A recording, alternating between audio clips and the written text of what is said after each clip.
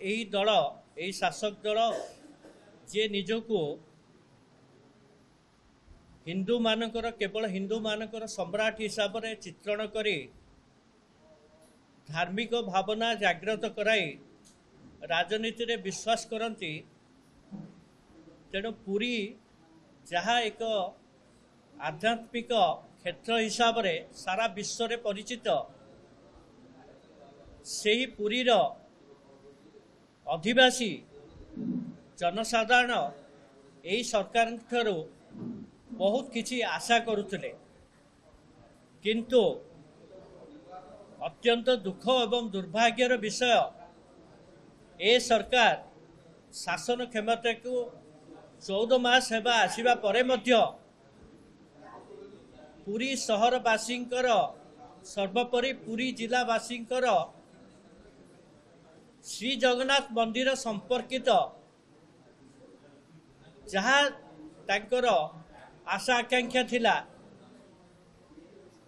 ताहा पूरण करिबारे संपूर्ण भाव में विफल होइचंती। तेणु आज सांबादिक सम्मेलन रे आमे विशेष करी 4टी दिग उपरे आलोचना करिबु। प्रथम दिगटी आपण मान जानिथिबे जे गत किछि दिन हैला कार्तिक मास धर्म मासर शेष परे कारण धर्म मासरे आमे साधारण जो माने कार्तिक व्रत रखती तांकु हैरान हरकत न करिया पाई आम दल विशेष करी सरकार को संपूर्ण भाव में सहयोग करथिला। कार्तिक मासरे साधारण लोक जेपरी हैरान हरकत नुहंती, किंतु ता परे परे वर्तमान आपण माने लक्ष्य करथिबे गत किछि दिन हैला सारा पुरीर सचेतन नागरिक माने दाबी रखी आसुचंती जे श्री जगन्नाथ मंदिर रे प्रवेश पाई जो कटकणा रही से विषय रे सरकार टालटुल नीति अवलंबन कर विशेषकर पुरीर बासिंदा जो माने मु तो केवल पुरीर बासिंदा कहबेनी जो माने पंचकोशी बोली कहती जो माने अछंती पुरी किंबा आखपाख अंचल लोक जो मानकर श्री जगन्नाथ संगे संपर्क विशेष भाव में अति गभीर एवं प्रतिदिन 2 थर 3 थर मध्य तांकु श्री जगन्नाथ मंदिर को जीवाकू पड़ी थाए। किंतु आपण माने लक्ष्य करिथिबे 2022 मसीहा परे श्री जगन्नाथ मंदिर रो दर्शन व्यवस्था रे चरम विशृंखला देखा जाइछि एवं विभिन्न समय रे गत सरकार एवं वर्तमान सरकार से विषय रे जहाँ सबू अनुशासन करने कथा से क्षेत्र में संपूर्ण भाव में विफल होइचंती। विशेषकर पुरीर बासिंदा ये पंचकोशी बासिंदा सेमानकर प्रवेश रे जो कटकणा रखा जाइछि सेथिपाई आम मानक भितरे गभीर असंतोष देखा देइछि। तेणु आमर आजिर दिन में आपण मान जरिया सरकार पाखे आम दाबी रखुचु आम दल कांग्रेस दल आशा करुच्ची सरकार ए दिगरे तुरंत पदक्षेप नियंतु नहेले 1 मास मध्यरे आमे सरकार को 1 मास मोहलत दौचु। जदि आगामी मास 11 तारिख सुधा सरकार ए विषय कौन पदक्षेप न नियंती पुरी पंचकोशी बासिंदांकर दर्शन पाई किछि विशेष सुजोग सृष्टि न करंती तेबे आमे आंदोलनात्मक पंथा अवलंबन करिया को बाध्य हबु। तापरे आमे आसीबा रत्न भंडार विषय रे आपण माने जानिथिबे एवं आमे भी सरकार को धन्यवाद जणाउछु जे गत 14 मास मध्य रे सरकार किछि पदक्षेप नैचंती रत्न भंडार मरामती सरी जाइछि, किंतु सारा विश्व रे जो लोकमानक भितर संदेह सृष्टि होइछि प्रभु श्री जगन्नाथंकर रत्न भंडार अलंकार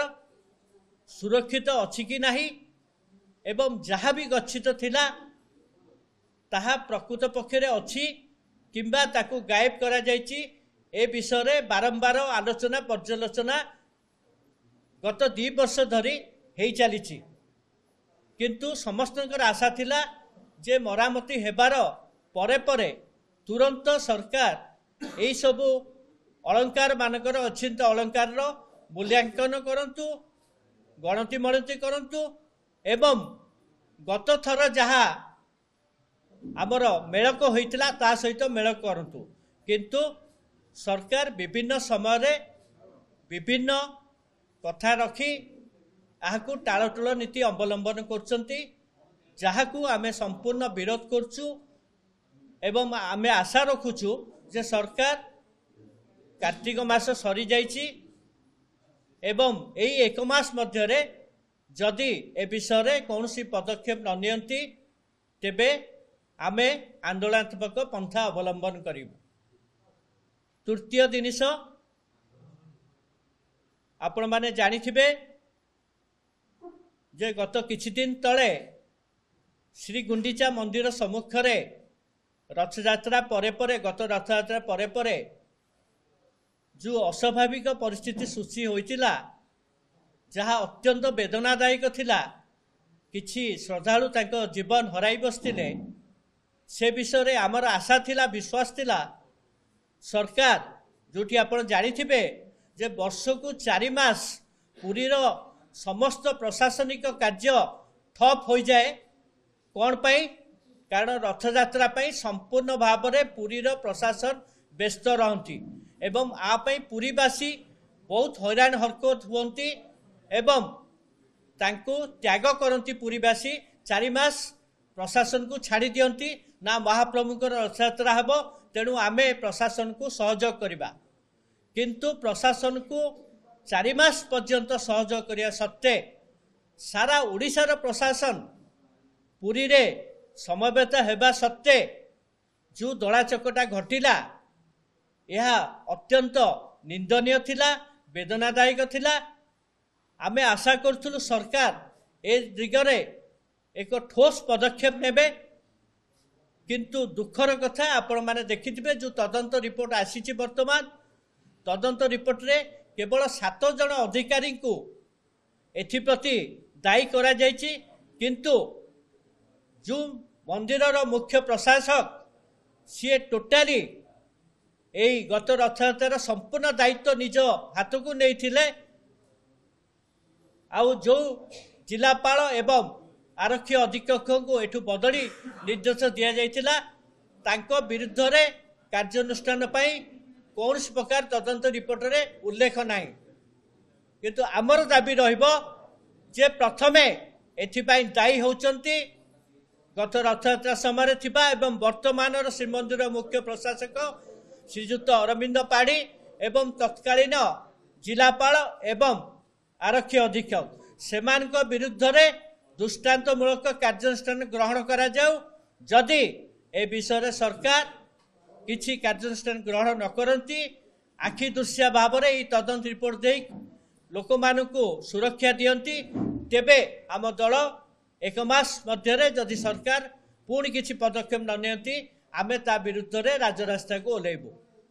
चतुर्थ एवं शेष महत्वपूर्ण विषय मु आज आलोकपात करिया जाउछि ता हैला श्रीमंदिर संपर्कित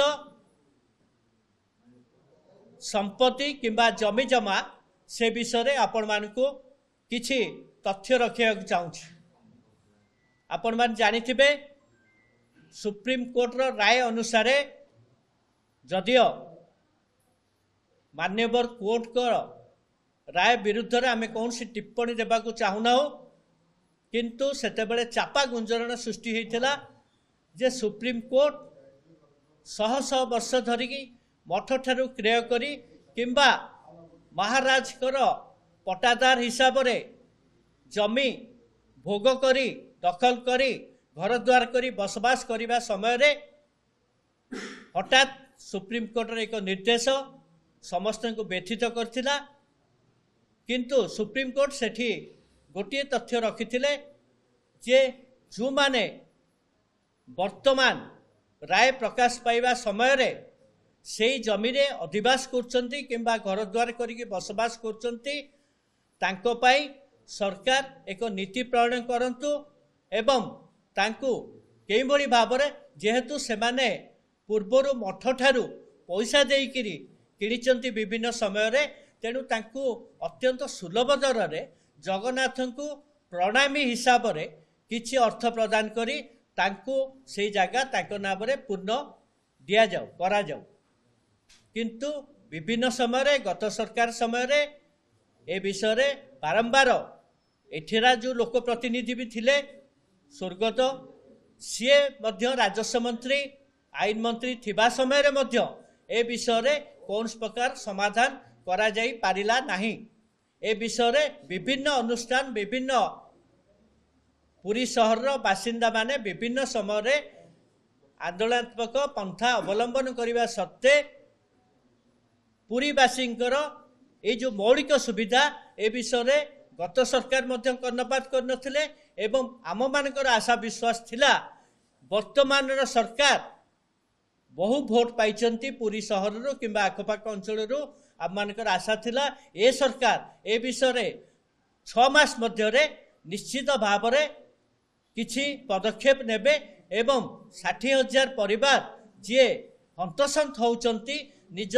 भिटामाटीर परिचय खोजुचंती से विषय रे सरकार निश्चित भाव रे अत्यंत सुलभ दर रे एक समान नीति माध्यम रे एहाको विक्रयर सुविधा सुजोग देबे किंतु दुर्भाग्यर कथा आपण माने जो माने गणप्रतिनिधि अछंती गणमाध्यम प्रतिनिधि अछंती आपण माने लक्ष्य करुथिबे जे वर्तमान आईन मंत्री समस्ते कहती सी मध्य